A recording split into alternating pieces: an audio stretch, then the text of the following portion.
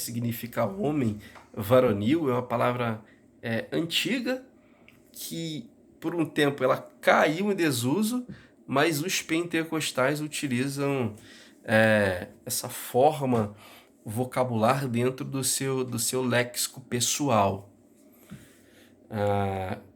Quando a gíria é grosseira, ela é chamada de calão, recebe este nome, tá?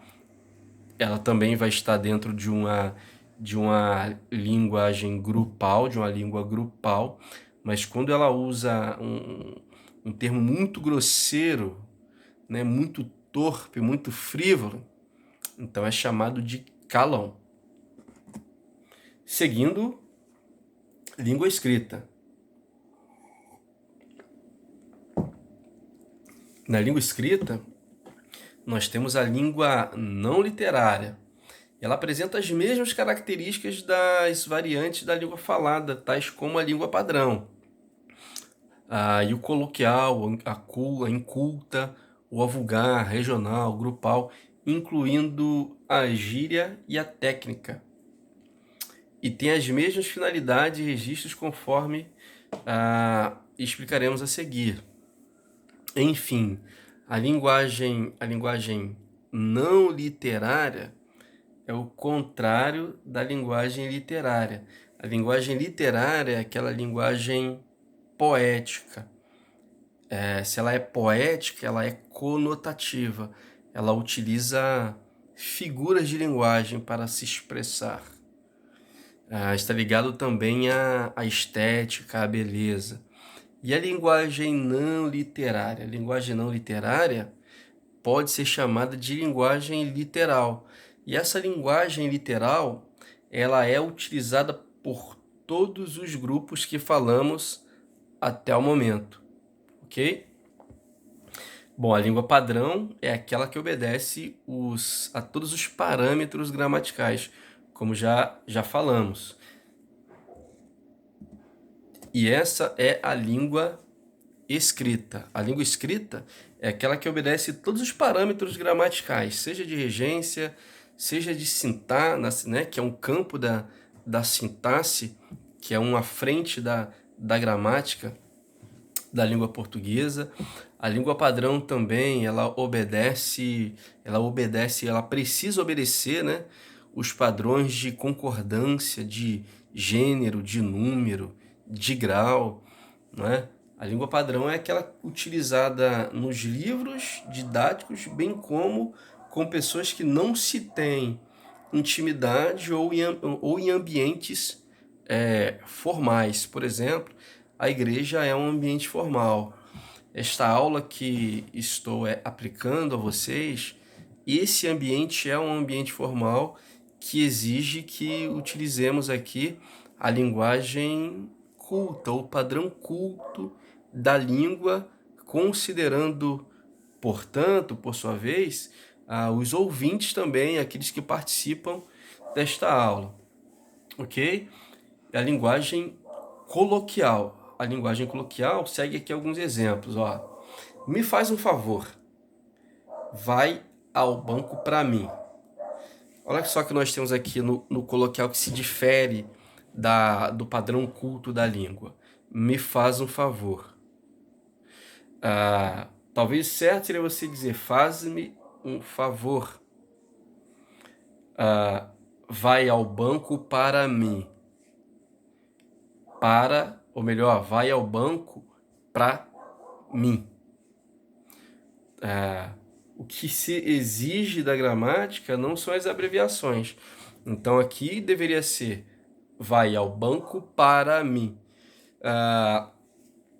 Esse exemplo aqui ele tem até pouca exigência, né? Porque comumente se diz na linguagem coloquial, vai no banco para mim, e não vai ao banco para mim.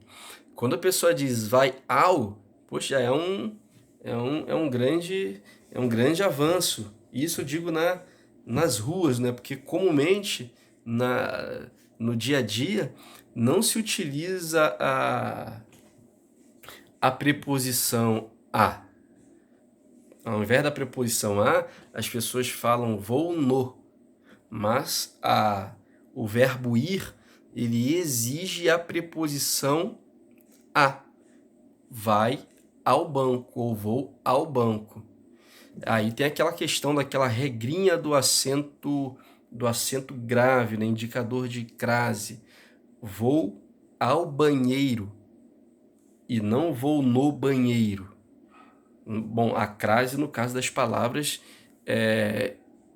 femininas, né? Vou à igreja. Bom, o verbo ir, ele exige a preposição a. Vou a. E a palavra igreja, por sua vez, ela exige o artigo a igreja. Dificilmente você vai falar a palavra igreja sem utilizar o artigo a. Então, se há uma obrigatoriedade, né, quase que automática do artigo a na palavra igreja, então quando se fala vou à igreja, você precisa utilizar a preposição a, que ela é uma exigência do verbo ir, quem vai, vai a, e se esse lugar que se for um substantivo feminino, vou à casa, vou à igreja. Então, o que a gente tem aí? A fusão. A fusão é a palavra grega para crase. Nós temos a fusão entre o a, que é preposição, e o a, que é artigo. Então, a preposição somado ao a, que é artigo, eles se fundem, eles, né, transforma-se em apenas um a com acento grave, indicador de crase, indicador de fusão. Ali houve uma fusão entre a preposição a e o artigo a, ok? Isso não está na nossa apostila, isso foi um extra aqui por conta dessa frase aqui. Vou ao banco, está ok, certíssimo. Não é vou no banco, é vou ao banco, ok? Não é vou no banheiro, é vou ao banheiro. Também não é vou na igreja, é vou à igreja. Então percebe-se que todos os dias a gente utiliza muito mais, o falante utiliza muito mais a língua coloquial, bem nos ambientes formais se utiliza a língua coloquial do que a língua formal, tá? Do que o padrão culto da língua que se obedece às regras de regência, tal como essa que acabei de falar, vou ao banheiro, vou à igreja.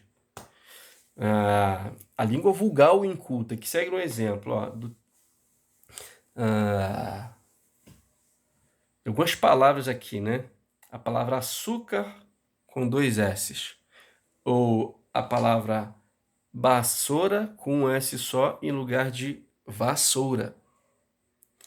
Olha só, as pessoas falam vassoura. O correto, o que está escrito é vassoura. Queijo em lugar de queijo. E salsicha em lugar de salsicha. Bom, para a gente caminhar para o final, a linguagem regional. Na verdade, a gente já falou sobre a linguagem regional. Vamos falar aqui sobre a língua literária. A língua literária é o instrumento utilizado pelos escritores, principalmente a partir do modernismo, no caso no Brasil, modernismo brasileiro. Eles cometeram certas infrações gramaticais que de modo algum se confundem com os erros observados nos leigos, enquanto nestes as incorreções acontecem por ironia da norma. Naqueles, as mesmas ocorrem por imposição estilística.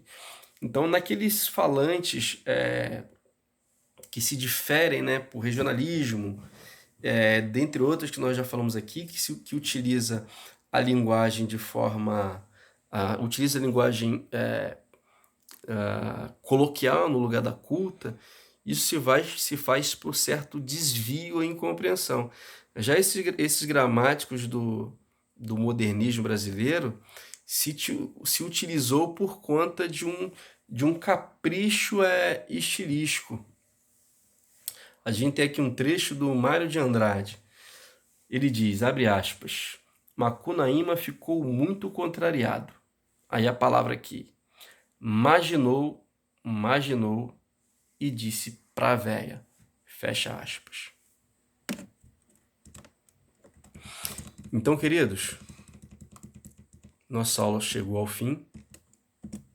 Espero que você aproveite essa aula.